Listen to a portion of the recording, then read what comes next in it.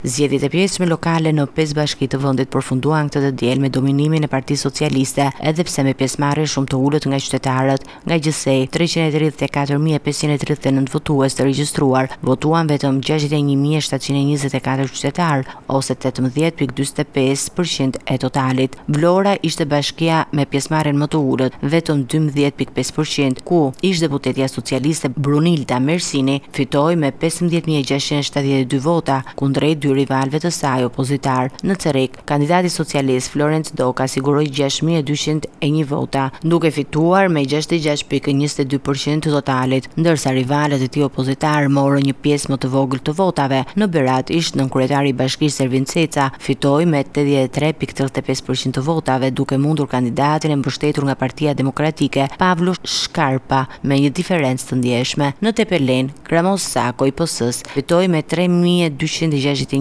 vota, ndërsa rivali i pavarur i mbështetur nga opozita Gabriel Gume mori vetëm 928 vota.